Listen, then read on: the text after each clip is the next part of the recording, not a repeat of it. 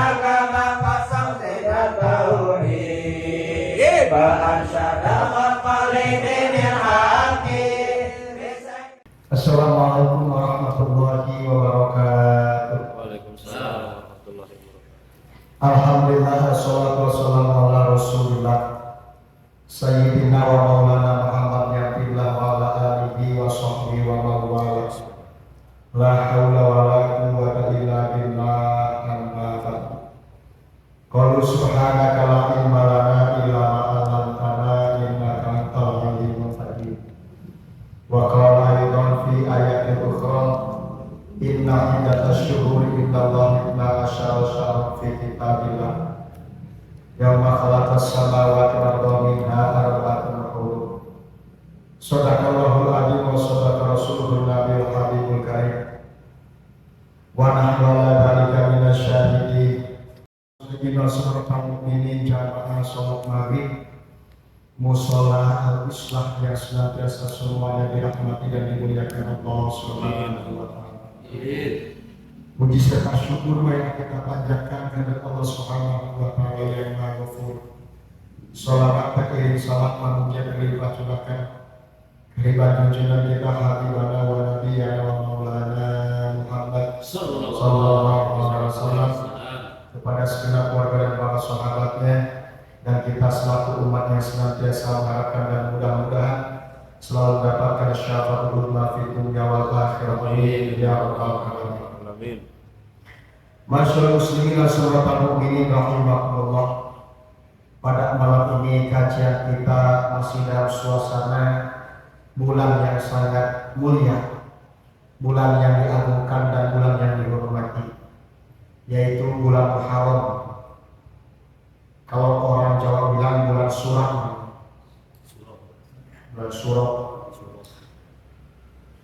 Bulan Muharram ini bulan yang dimuliakan Allah Subhanahu wa taala, sehingga terdapat dalam sebuah firman Allah Subhanahu wa taala, inna iddatash syuhuri indallahi 12 syahran fi kitabillah yauma khalaqas samawati wal arda minha arba'atun hurum.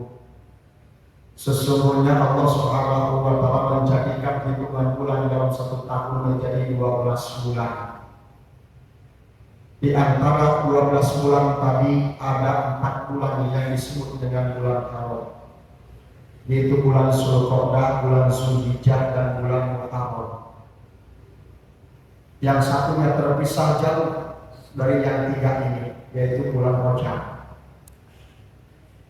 Nah, 4 bulan ini adalah bulan yang diagungkan dan dimuliakan Allah Subhanahu wa taala dengan seluruh para malaikat dan para nabi serta para rasulnya mengagungkan bulan tersebut dengan dijadikannya sebagai bulan yang agung, bulan yang mulia.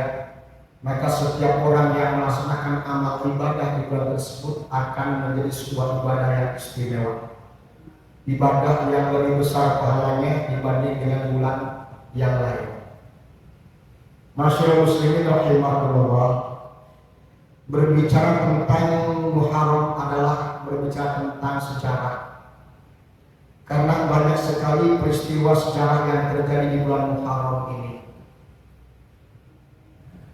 Mumpung masih di awal bulan, di awal tahun Hijriah ini 1448 Hijriah sekarang ini bulan pertama di tahun Hijriah tahun ini. Mungkin banyak sejarah yang terjadi di bulan Muharram. Salah satu di antaranya termasuk Allah Subhanahu wa taala menciptakan manusia pertama kali. Allah ciptakan yang disebut dengan Abi Bashar ataupun bapak moyangnya manusia, yakni yang kita kenal, yang kita sebut dengan Nabiullah Adam alaihissalam sebagai manusia pertama. Itu dalam sejarahnya Nabiullah Adam alaihissalam Allah ciptakan di bulan Muharram. Diciptakannya Nabi Adam alaihissalam di bulan Muharram. Kemudian ketika Adam sudah Allah berikan habitat, Allah berikan tempat tinggal di dalam surga bersama istrinya Hawa, Nabiullah Adam alaihissalam melanggar satu aturan Allah Subhanahu wa Ta'ala, yakni yang kita kenal dengan makan buah kuldi. Maka ketika terjadi Nabiullah melanggar satu aturan Allah Subhanahu wa Ta'ala ini, Nabiullah Adam alaihissalam dikeluarkan oleh Allah Subhanahu wa Ta'ala dari surga ke alam dunia. Jadi dalam satu sejarah keluarnya Adam dari surga ke alam dunia ini, datangnya Adam ke Cikeas Gardenia ini, yaitu bulan Muharram. Jadi datangnya Adam ke Cikeas ini bulan Muharram. Sebab kalau Adam dikeluarkan sama Allah dari surga, tidak mungkin ada kita di alam dunia. Kita sebenarnya di surga. Karena sebab dia Adam dikeluarkan dari surga, maka datanglah Adam ke Cikeas Gardenia. Itu bulan Muharram. Sudah datang ke alam dunia ini, Adam bersama Hawa istrinya dikeluarkan dari surga Allah Subhanahu wa Ta'ala ke alam dunia, dipisahkan tempatnya. Hawa Allah Subhanahu wa Ta'ala turunkan di Jeddah. Makanya Jeddah disebut dengan Jeddah dari kalimat Jiddatu, artinya nenek. Jadi nenek moyangnya manusia, yakni Bunda Hawa, itu diturunkan Allah Subhanahu wa Ta'ala di Jeddah. Ya kita kalau mau umroh ataupun haji naik kapal dari Jakarta itu punya di Jeddah, ya, di tempat nenek. Itu nenek kita di situ, nenek moyang kita di Jeddah. Sedangkan Adam alaihissalam itu di Gunung Himalaya, India, di Gunung Himalaya, India. Maka biasanya ada sebagian segolongan orang yaitu untuk ziarah akbarnya itu bukan ke Masjidil Haram, bukan ke Mekah, tapi ke India, karena Adam pertama kali bertanya ke India, ke Gunung Himalaya. Sampai situ Adam alaihissalam nangis, menyesali akan perbuatannya, bahkan berjanji dengan Allah Subhanahu wa Ta'ala tidak akan mengulangi perbuatan itu lagi. Setiap yang dilarang Allah Subhanahu wa Ta'ala dia tidak akan melakukan itu, melakukan sesuatu yang dilarang Allah Subhanahu wa Ta'ala. Nangis bagaimana sepanjang dipisahkan dengan istrinya. Berapa lama? Ada yang mengatakan 200 tahun lamanya, ada yang mengatakan 170 tahun lamanya, banyak riwayatnya. Tapi yang manapun atas perkataan riwayat tentang ini semuanya benar. Karena yang tahu persisnya hampir setiap orang tidak ada yang tahu persisnya kapan. Tapi yang dikabarkan adalah yang jelas Nabiullah Adam alaihissalam ketika diturunkan ke alam dunia dipisahkan tempatnya. Sepanjang itu keduanya menyesali akan perbuatan yang pernah dilakukannya. Bunda Hawa juga menyesali perbuatannya dan berjanji kepada Allah tidak akan melakukan perbuatan yang dilarang Allah Subhanahu wa Ta'ala. Adapun menyesali perbuatannya dan berjanji tidak akan melakukan perbuatan yang dilarang Allah Subhanahu wa Ta'ala.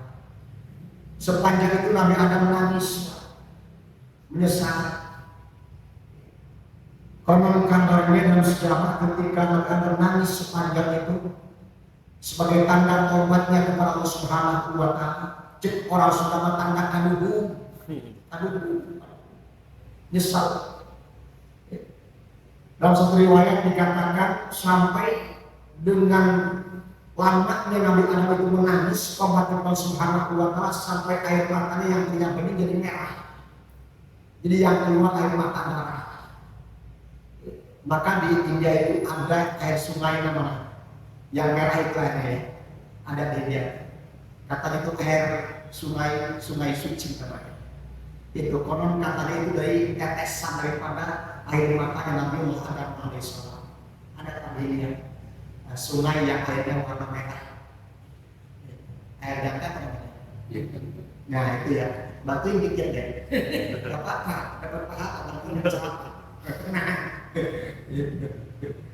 itu air sungai jangka namanya.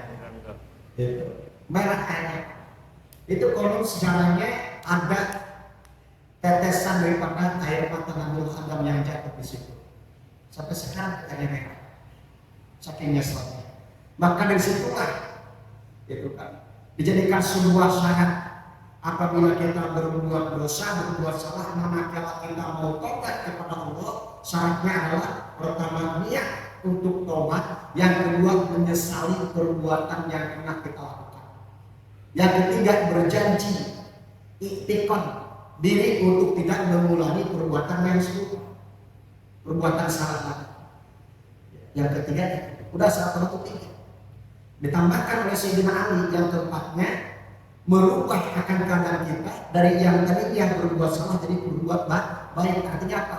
Banyakin melaksanakan amal soleh, amal yang baik. Ganti perbuatan-perbuatan yang salah dengan kebaikan. Sesungguhnya kalau syarat yang mutlaknya cuma tiga: satu, niat untuk tobat; yang kedua, menyesali perbuatan yang pernah dilakukan; yang ketiga, berjanji untuk tidak mengulangi lagi. Ditambahkan satu lagi oleh Sayyidina Ali dari hadis Nabi, yaitu melaksanakan amal soleh di waktu-waktu yang akan datang. Artinya ubah perbuatan yang jelek dengan perbuatan yang baik. Jadi syarat tobat ini, Pak. Tobat itu kedua itu dengan tangisan yang cukup panjang, dengan perjalanan tobat yang cukup panjang, penyesalan yang sangat dalam, yang luar biasa. Itu sepanjang itu Nabiullah SAW membaca tasbih, membaca istighfar, membaca doa yang diabadikan Allah Subhanahu wa taala Al-Qur'an. Rabbana dzalamna anfusana wa illam taghfir lana wa tarhamna lanakunanna minal khasirin. Itu doa yang kita ketika baca itu terus. Rabbana ya Allah ya Tuhan kami, dzalamna anfusana, sungguh kami telah zalim kepada diri kami sendiri. Adam itu yang walaupun ceritanya katanya digoda sama Hawa tuh gara-gara makan buah ini dirayu sama dia, gak nyalain ini Pak. Gak macam kita dagang bangkrut gara-gara rusi, gak orang tuh, gak kena kita. Gitu ya. Ada enggak? Walaupun dia terbawa untuk makan buah kuning itu sampai diusir sama Allah dari surga ke dunia, gak nyalain ini enggak. Ayo kita sesali bersama. Ini kesalahan kita bersama, ini kepeladaran kita bersama, ini kekurangan kita bersama. Ayo kita tobat kepada Allah. Itu Hawa tobat, adapun tobat. Ini gak gara-gara emosi, gue gara-gara ngeluh, gue berkamar, gue paksa. Jadi begini dah, enggak. Nah kita makan kadang-kadang salah bikin nyalain orang, gak nyalakan dosa sendiri kan begitu. Sama dosa orang apal banget, sama dosa sendiri agak kerasa tuh. Jadi orang yang sombong jadinya. Girang dosa sendiri, salah sendiri, kesalahan sendiri gak disadari, kesalahan orang dikorek-korek. Nah, itu kan. Sampai dibikin lagu sama Abang Haji Lokai namanya gajah di seberang lautan, sangat kelihatan. Gitu. Apa namanya? Semut di seberang lautan, sangat kelihatan. Gajah di kelopak mata. Ya mustahil, saya gajah di kelopak mata. Harga bapak itu begitu kita kadang-kadang ada enggak apa-apa. Kita tobat bareng-bareng walaupun terpisah. Disitulah muncul sebuah statement dari Nabiullah Adam alaihissalam. Sudah dikabarkan, Pak. Ini ketika Adam terjadi pada saat itu, Adam sudah mengabarkan. Sungguh mulia telah nanti umat yang bakal datang di akhir zaman. Umat siapa itu? Umat Kanjeng Nabi Muhammad SAW. Sungguh beruntung dan bahagia buat mereka umat yang zaman nanti. Kenapa untung dan bahagianya? Tidak mengalami apa yang aku perbuat, Allah berikan kepadaku, Allah berikan kepada mereka tidak. Jadi diberikan keistimewaan. Nanti sungguh sangat istimewa dan sungguh sangat berbahagia bagi umat akhir zaman, yakni umat Muhammad.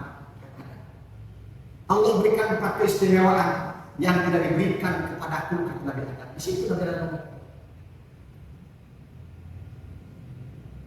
4 keistimewaan dan 4 kebahagiaan buat umat Nabi Muhammad di akhir zaman nanti yang Allah tidak berikan kepadaku. Apa itu? Aku kata Adam dari surga bersama istriku. 1, melakukan kesalahan yang dilarang Allah Subhanahu wa taala, Allah telanjangkan. Ya kan? Allah copot semua pakaianku dan semua pakaian istri. Dicopot pakaian. Jadi Adam datang ke dunia telanjang, Hawa pun datang ke dunia telanjang. Coba bayangin. Untuk waktu itu belum ada orang. Coba kalau ada orang. Maka terbukti setiap orang yang datang ke alam dunia semuanya telah telanjang. Pernah nggak kita dengar ada anak raja, misalkan tuan tanah misalkan lahir datang ke dunia pakai sempak, telanjang semuanya. Aku ketika di surga berpakaian bersama istri. Ketika aku melakukan satu pelanggaran Allah, Allah copot seluruh pakaianku dan pakaian pasanganku, pakaian istriku. Ya kan? Sedangkan umat Muhammad nanti banyak mereka yang melakukan kesalahan sambil telanjang, tapi tetap masih Allah berikan pakaian. Terbukti nggak? Terbukti. Berapa banyak umat Muhammad yang melakukan maksiat dalam keadaan telanjang, tapi tetap masih diberikan pakaian oleh Allah. Benar? Sedangkan Nabi Adam sedang berpakaian maksiat, ya, melakukan kesalahan, langsung ditelanjangin. Umat Muhammad mah sambil maksiat sambil telanjang, tapi tetap masih dikasih pakaian. Coba istimewa.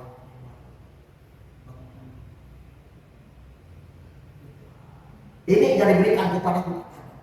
Yang kedua, ketika aku di surga bersama istriku, aku melakukan satu pelanggaran itu, satu larangan Allah itu, Allah langsung pisahkan aku bersama pasanganku. Sementara umat Muhammad berapa kali melakukan kesalahan, tapi tetap mereka masih dipersatukan dengan pasangannya. Ya kan? Masih tetap bisa bantah istri. Bahkan bercerai pun bisa rujuk lagi. Ya Allah, ya Allah. Tuh, coba itu. Tuh yang kedua tuh. Arokan makhluk. Yang ketiga, keistimewaan umat Muhammad berkata anak yang baik. Ketika aku melakukan suatu perbuatan yang melanggar aturan Allah Subhanahu wa Ta'ala dari surga, aku dikeluarkan oleh Allah dari surga ke alam dunia. Sementara umat Nabi Muhammad banyak yang melakukan kesalahan di dunia, tapi mereka masih punya kesempatan untuk masuk surga. Kebalikan, adanya dari surga dikeluarkan ke dunia gara-gara melanggar aturan Allah. Lah kita banyak berbuat dosa tiap hari tiap malam, pengen masuk surga. Masih punya kesempatan bisa masuk surga Allah asal mereka bertaubat. Yang ketiga, yang keempatnya kata Nabi Adam, Allah Subhanahu wa Ta'ala menerima taubatku hanya di kota Mekah. Hanya aku datang ke kota Mekah diterima taubatnya Allah Subhanahu wa Ta'ala ketika dia taubat di Mekah. Taubat di tanah suci. Sementara umat Nabi Muhammad mereka bisa taubat di mana saja tempat dan taubatnya diterima Allah Subhanahu wa Ta'ala. Empat kesempatan. Nabi Adam pengen taubat diterima itu kudu ke Mekah. Di mana diterimanya? Tanda taubatnya Nabi Adam alaihissalam beserta Hawa, yaitu kembali dipertemukan Allah Subhanahu wa Ta'ala di Jabal Rahmah. Di Jabal Rahmah itu yang ada tubuhnya itu ya, yang di situ dipertemukan kembali. Maka ketika dipertemukannya kembali Adam dan Hawa di Jabal Rahmah, itu terjadi pada bulan Muharram. Sudah diciptakan bulan Muharram, dikeluarkan dari surga ke dunia bulan Muharram, dipertemukan kembali setelah berpisah sekian tahun lamanya bersama pasangannya Adam alaihissalam beserta Hawa di bulan Muharram. Di mana? Di Jabal Rahmah. Maka kalau pada nanti berangkat umroh ataupun haji ke sana, itu kalau doa di Jabal Rahmah jangan macam-macam. Doa. Kalau di situ doanya ya Allah pertemukan aku dengan pasangan yang baru, jangan. Itu guru percintaan itu. Jangan salah doa di situ. Ya Allah. Banyak kalau cerita anak malam ini banyak ini ya. Cerita di luar nalar akal kita kalau kita nggak dibanding dengan iman. Tuh dipertemukan kembali sebagai tanda terima tobatnya Allah Subhanahu wa taala dipertemukan Adam dengan Hawa di Jabal Rahmah. Itu terjadi di bulan Jabal Rahmah, Jabal yang penuh ataupun gunung yang penuh dengan cinta dan kasih sayang Allah Subhanahu wa taala. Dari situlah memulai hidup bersama kembali Adam dan Hawa, meniti kehidupan yang baru di alam dunia ini. Allah, maka itulah 4 kemuliaan yang Allah berikan kepada umat Nabi Muhammad yang diberikan kepada Nabiullah Adam alaihissalam, dan dipertemukannya kembali dengan cinta dan kasih sayang Allah Subhanahu wa taala. Manusia pertama kali diciptakan yang penuh kasih dipertemukan lalu sebagai tanda diterima taubatnya di Jabal Rahmah terjadi pada bulan. Ada tema Allah. Satu. Yang kedua merujuk ke bawah. Ketika Allah Subhanahu wa taala mengutus Nabi Nuh alaihissalam dari anak Nabi Adam, Qabil dan Habil, Ikrimah dan Labuda terus berkembang dia dengan ratusan bahkan ribuan anak. Itu salah satunya adalah muncullah sosok seorang nabi yang bernama Nabi Nuh alaihissalam. Nabi Nuh alaihissalam diperintahkan Allah Subhanahu wa taala menyampaikan risalah Allah, menyampaikan kebenaran, menyampaikan keimanan dan ketauhidan kepada Allah Subhanahu wa taala. Namun banyak tantangan dan rintangan yang dihadapi oleh Nabi Nuh alaihissalam. Seketika sudah sekian lama Nabi Nuh berdakwah dalam kurun waktu kurang lebih sekitar 80 tahun lamanya, 90 tahun lamanya Nabi Nuh alaihissalam berdakwah. Tercatat hanya 80 orang yang ikut iman kepada Allah Subhanahu wa taala dengan ajakan dan ajarannya Nabi Nuh alaihissalam. Banyak yang mentah, banyak yang ingkar. Jadi kalau kita dakwah, ceramah, ngaji masih gini-gini aja dengan pundung pakai Nabi Nuh jadi berat dulu tantangannya.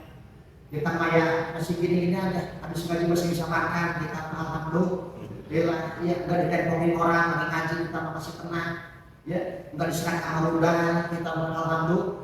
Iya, orang pakai ngaji kayak begini, baru masuk masjid, udah nyampe, balik lagi ngomong, ya kan coba itu.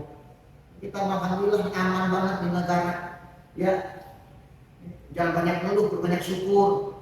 Yang pertama naik ribut, gimana memakmur, ya syukur ya, yang penting kembali gitu aja udah nggak susah-susah amat. Iya kan? Nah, sekarang kalau dibalik murah nggak kebeli, mahal kebeli, pilih mana? Ya, murah harganya tapi nggak kebeli, jadi itu susah. Ya kan? Mahal, nggak pilih gampang, bisa kebeli, pilih mana? Yang penting mah bisa kebeli kalau butuh. Bener ya? Kita banyak ngeluh daripada banyak syukurnya. Ya bukan saya ngebelain yang depok, bukan. Dia mau merusak doang buat apa? Kok ke situ sih ngomongnya? Ya udah lanjutin dah. Kerana itu, urusannya itu nih. Nah, ketika sudah menemukan sebuah titik lelah, titik capek, titik nyerahnya Nabi Nuh alaihissalam ngandung kepada Allah Subhanahu wa taala. Apa kata Nabi Nuh? Tuh dicatat dalam Al-Quran di surah Rabbi la tadar alal ardi minal kafirina dayyara.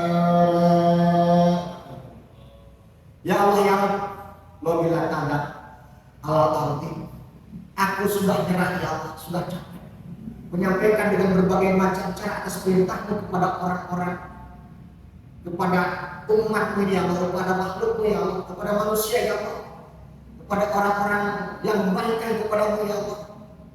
Lau bila tadat al kafirin, lau tadat al ardi, di muka bumi ini aku semua ya Allah, kebenaran dan kebaikan atas perintahmu ya Allah. Dan tadat al ardi minal kafirin adanya, tapi tetap mereka masih menguatkan akan kekafiran-kekafirannya kepadamu ya Allah. Kalau ini yang terjadi ya Allah, aku pasrah. Mau apakan terserah Engkau ya Allah, aku kembalikan kepada nyerah Nabi itu. Nyerah Nabi itu. Rabbi la tadan al ardi minal kafirina dayyara. Dalam surah itu tulis itu. Kalau kita baca Quran dari juz awal sampai selesai ketemu ayat itu. Rabbi la tadar ala ardi minal kafirina dayya. Ini doa Nabi Nuh. Ketika dia ngadu keluh kesah kepada Allah Subhanahu wa taala atas orang-orang yang membangkang atas ajaran Nabi Nuh alaihissalam. Ketika Nabi Nuh berdoa kepada Allah dengan doa seperti itu, ya Allah terserah. Mau engkau bumi hanguskan silakan, mau engkau tenggelamkan silakan, mau engkau kuburkan semua silakan, mau engkau habiskan semua silakan, ya Allah, aku sudah pasrah. Aku sudah menyampaikan kepada itu, ya Allah. Maka kita punya tugas hanya menyampaikan saja. Kita tidak punya kewajiban untuk menyeret orang. Maksudnya surat paksa. Kalau surat gua baca lu, gua salah lagi. Kenapa kita kalau begini? Ya, ini dulu kita begini. Ngajak sholat jamaah, ngajak iman, ngajak benar-benar, ya, udah pasang. Yang penting sudah sampai yang kebenaran itu. Terserah yang dijawab oleh Allah Subhanahu wa taala, ya Nuh, kata Allah, kalau itu yang kau inginkan, coba kita lihat sampai di mana prestasi dakwahmu, kata Allah. Prestasi dakwahmu, kata Allah. Kita lihat siapa saja orang-orang yang iman akan selamat dan siapa orang yang tidak iman akan binasa. Bagaimana caranya Allah? Buatlah kapal, buatlah perahu di tengah panas teriknya matahari, musim kemarau, ereng-erengan itu para saudara, panas luar biasa. Nabi Nuh malah bikin kapal. Kan makin aneh deh, di medan sama tonggak ini Nuh macam-macam berbuat makin gila begini. Makin gila tuh ini. Panas trik begini bikin kapal, mau melayang di mana dia? Tuh, diledek lagi berapa? Dari mulai dipahat, diserut dan sebagainya dengan alat yang seadanya. Suruh Allah bikin kapal tadi. Sudah berbentuk. Saking gelunjaknya umat Nabi itu kapal dipakai beol, Pak. Di beol itu kapalnya, perahu. Tempat beol, tempat isinya dua kotoran, tempat kencing segala macam di situ. Ya Allah, ya Allah. Begitu mau dibersih Nabi Nuh banyak kotorannya. Lama prosesnya itu bertahun-tahun. Dari musim kemarau itu bikin kapal. Saking gelunjaknya, saking menghinakan untuk Nabi Nuh. Nabi Nuh bikin kapal di tengah matahari terik, di tengah musim kemarau, malah dihinakan sama umatnya. Mau berlayar di mana ini? Air tidak ada. Musim panas begini, musim kemarau begini, malah bikin kapal makin goblok dan begini. Dihina sama. Akhirnya diperlihatkan oleh Allah Subhanahu wa taala. Keajaiban yang luar biasa. Begitu tuh kapal lagi dibuat, dipenuhi dengan kotoran manusia dan sebagainya, air kencing dan sebagainya di situ. Ada orang buta, maksud tujuan mau beol di situ, kepleset, nyemplung orang buta itu. Tadinya dia mau buat kotoran di situ, kepleset, nyemplung, nyusap ke situ. Begitu nyusap, dia bangun dari tumpukan kotoran di dalam kapal itu, ternyata matanya bisa melek. Nah, mata orang buta itu bisa melek, bisa melihat. Biasa sebenarnya dia keliling kampung. Mata aku sembuh. Itu pada nanya, kamu berobat di mana? Enggak berobat. Terus itu bisa sembuh, bagaimana caranya? Nyemplung ke kapal itu yang banyak kotoran tadi. Akhirnya pakai buta orang, kotoran dia lagi. Yang batal ke kelas badan, yang batuk mungkin diminumi.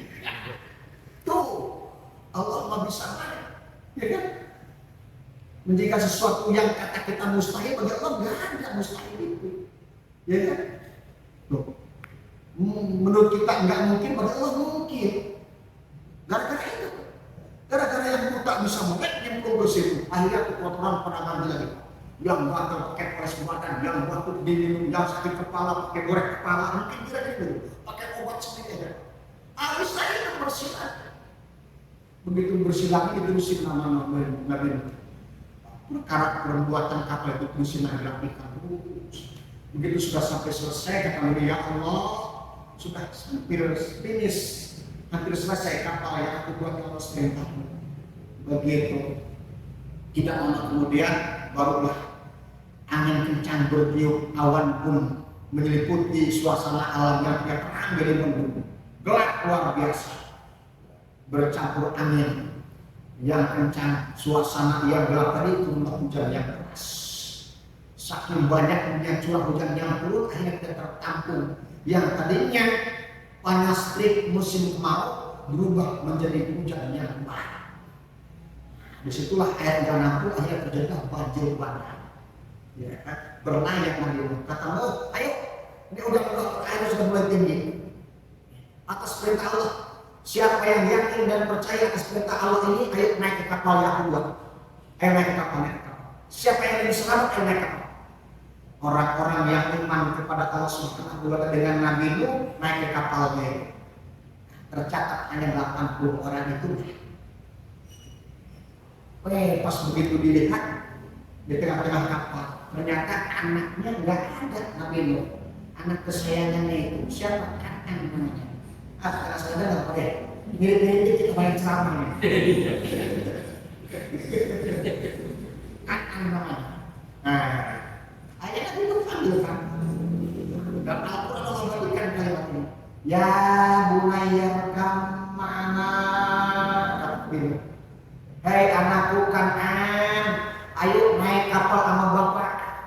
Ini akan terjadi banjir yang besar, banjir yang hebat, banjir yang tidak akan selamat selain orang-orang yang itu berlayar di atas kapal bapak Nabi Nuh. Apa kata Kan'an anaknya ini? Tidak ayah. Ayah berlayar saja dengan orang-orang yang mau bersama ayah. Aku mau naik ke atas gunung. Air mana yang bisa lewatin gunung katanya. Kata si Kan'an begitu saking kafirnya. Makanya tuh yang kafir itu dengan punya anak cucunya Kan'an. Dari situ mulai kekafiran. Yang lain berlayar ke Nabi Kan'an bersama kaumnya, bersama orang-orang yang kafir pada Allah Subhanahu wa Ta'ala naik gunung. Akhirnya gunung pun hancur dilipat oleh air, tapi tidak ada yang tersisa. Bentuk apapun di alam dunia pada saat itu habis dengan dibunuh dengan air yang sangat besar.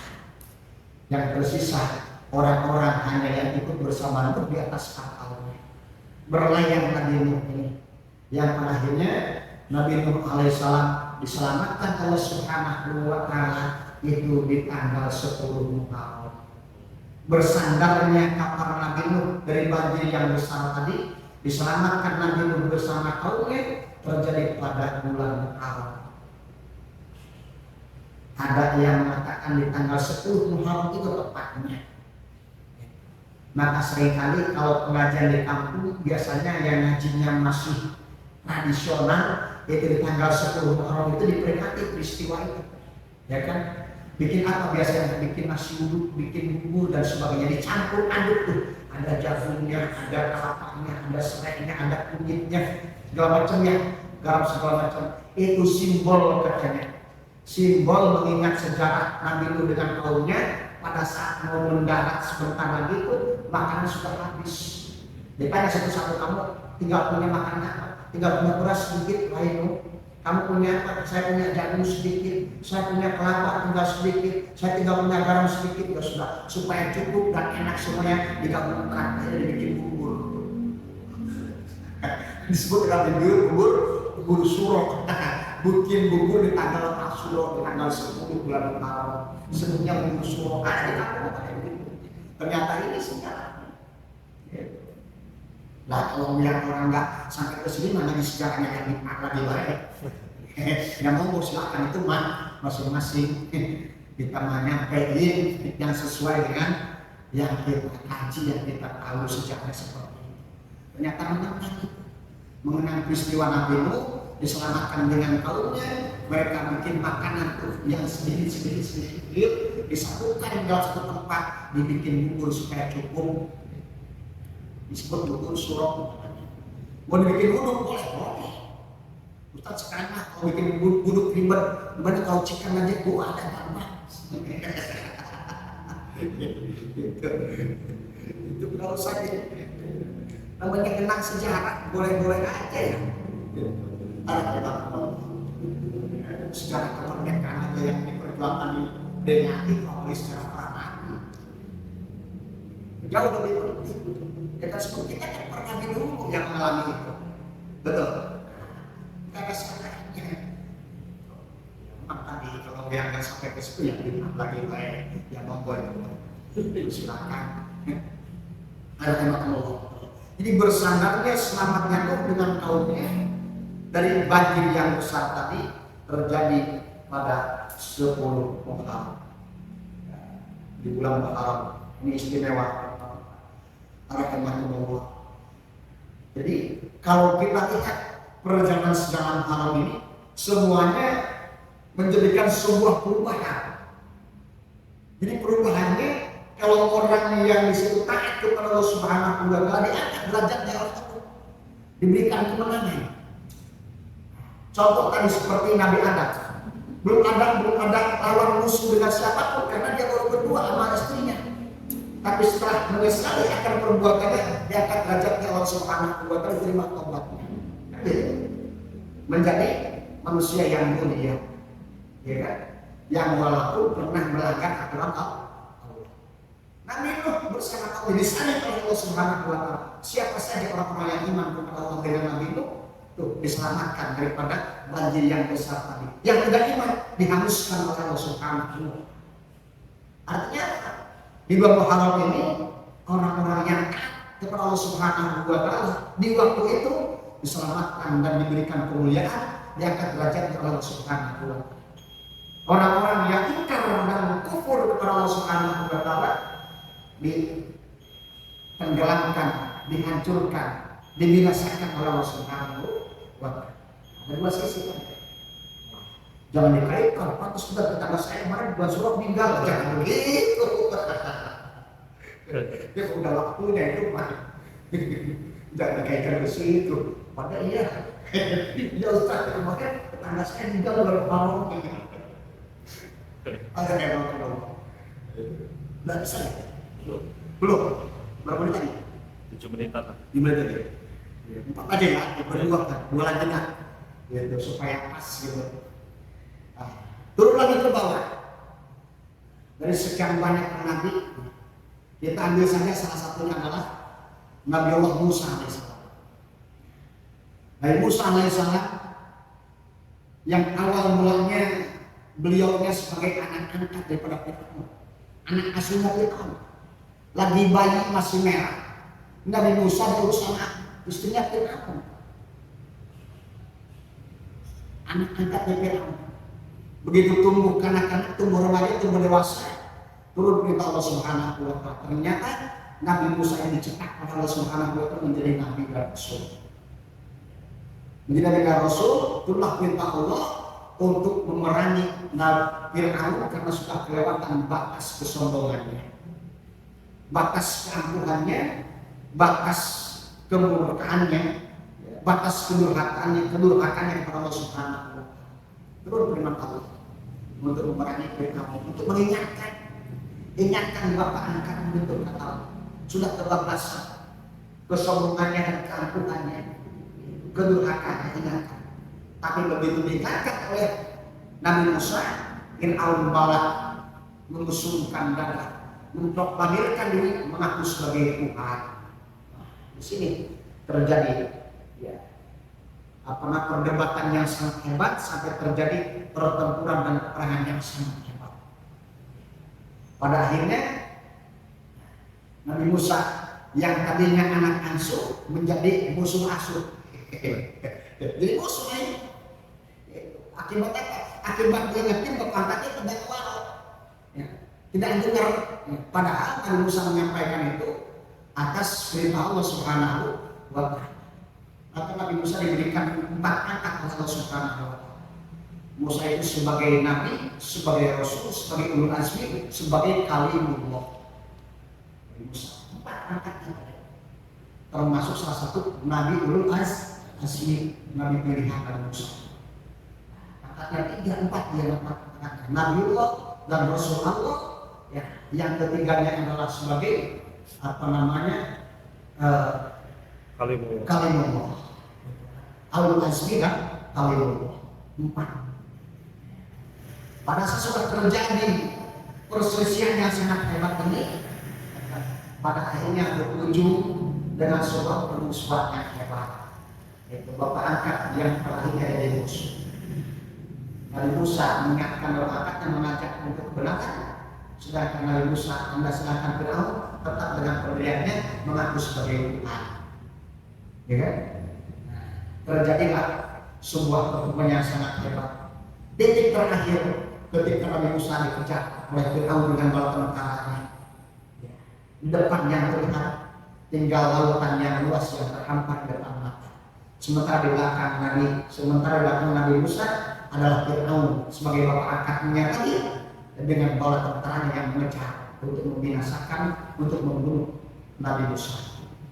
Disitulah Allah Subhanahu wa Ta'ala atas permohonan Nabi Musa. Apa kata Nabi Musa? Allahumma lakal hamdu wa minkal faraju wa ilaikal mustaqal wa bikal musta'an wa bikal musta'an wa la illa billah. Ya Allah, Engkau zat yang Maha Penolong. Tidak ada satu pertolonganku saat ini, ya Allah, pertolonganku. Tidak ada jalan keluar, ya Allah, saat ini kecuali yang Kau berikan permintaan. La haula wa la quwwata illa billah. Kami tidak daya dan tidak upaya, ya Allah, kecuali atas pertolongan yang turun dari Allah Subhanahu wa Ta'ala. Hai Musa, akan Engkau bawa tongkat, kumpulkan tongkatmu ke lautan. Mujizat. Sama, kita di sini banyak yang punya tongkat tadi. Andai saja tongkat DPRD dikumpulkan, hei DPRD, kumpulkan uangmu ke Jalan Cengkes Gandaria. Kalau ke jalan gak usah. Rubah tongkatnya pakai duit. Mujizatnya itu. Kalau dulu Nabi Musa, mujizatnya pakai tongkat. Nah, mestinya sekarang nih kalau pengen kelihatan jalan bagus, seperti lautan terbelah yang dibelah oleh Nabi Musa dengan tongkatnya tadi, pakai duit belahnya. DPRD Kabupaten Bogor belah, ya, rapihkan jalan Cengkes itu dengan uang. Nah, rapi, kumpulkan duit dari situ, turunkan, rapi, bagus. Mujizatnya ganti tongkatnya, dua tongkat sekarang mujizatnya. Ini karena duitnya kagak dipukulin ke situ, jadi kagak jadi. Rusak rusak terus.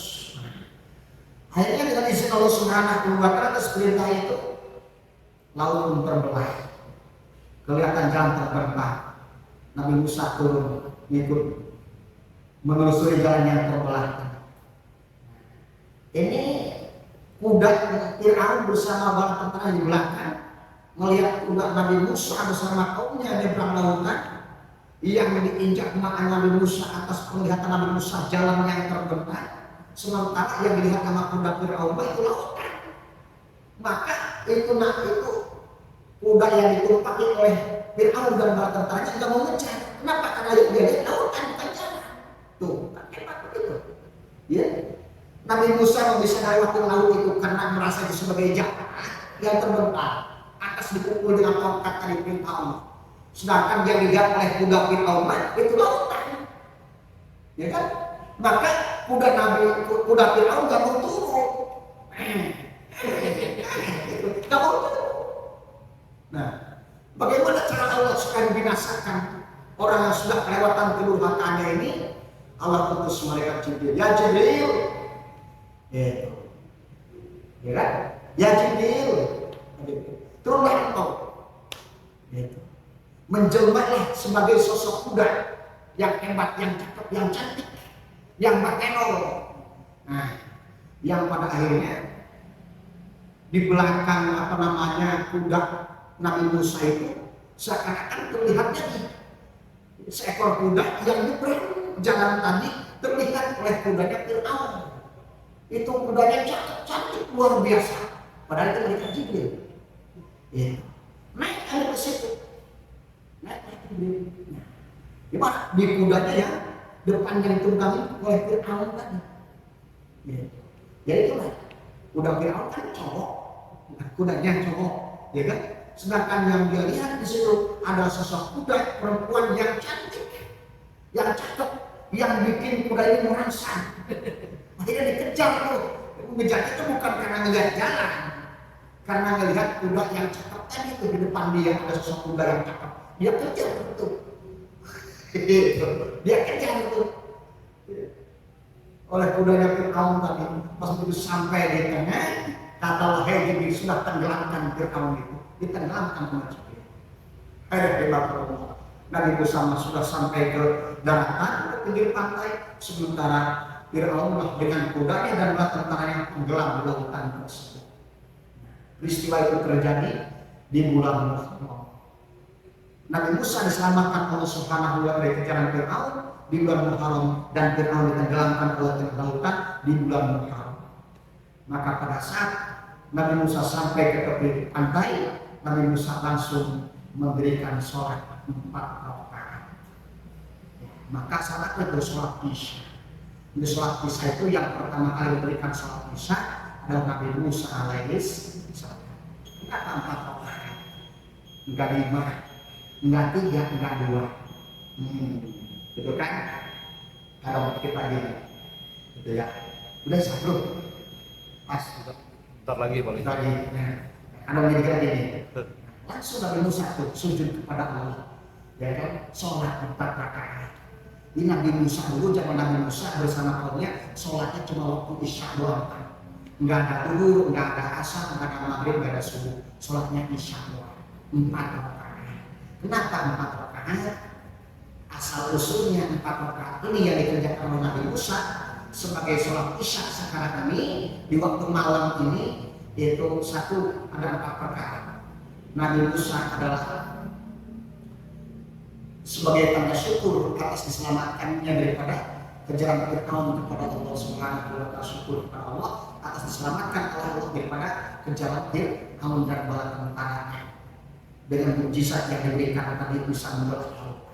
Yang kedua, yang kedua adalah Nabi Musa akan diselamatkan yang kerisauan dirinya meninggalkan saudara Nabi Harun.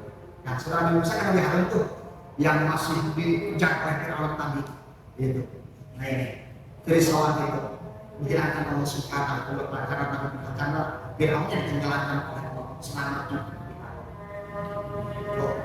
Nah, yang ketiganya adalah sebagai bentuk tanda syukur kepada Allah Subhanahu wa taala atas diberikan istri yang setia dengan berbagai macam kecukupan, yakni dari anak seorang nabi yang namanya Nabi Syuaib, yaitu Siti Safur, ya kan? Dan yang keempatnya adalah sebagai tanda syukur Allah, umat Nabi Musa diselamatkan daripada bencana dan misalnya bahaya yang dilakukan oleh Fir'aun dengan bala tentaranya. Ini bahagianya Nabi Musa mendapatkan kesuksesan dan kejayaan, sementara Fir'aun mengalahkan Allah Subhanahu wa taala, dibuktikan sebagai tanda syukur kepada Allah dengan 4 rakaat. Maka orang yang sholat Isya 4 rakaat apalagi dengan berjamaah akan dihilangkan berbagai macam kerisauannya oleh Allah Subhanahu wa taala. Ini ngaji. Makanya kalau pengen tidak ada kerisauan, tidak ada kekhawatiran, tidak ada rasa ketakutan dalam hidup ini dari dunia sampai akhirat nanti, jangan tinggalkan yang namanya sholat Isya. Allah akan berikan kejayaan dan kesuksesan baik ketika hidup di dunia maupun di akhirat nanti. Sebagaimana Allah berikan kesuksesan dan kebahagiaan itu kepada Nabi Musa alaihissalam. Wallahu a'lam bishawab. Subhanallah wa bihamdika, asyhadu an la ilaha illa anta, astaghfiruka wa atubu ilaik. Walhamdulillahi rabbil alamin.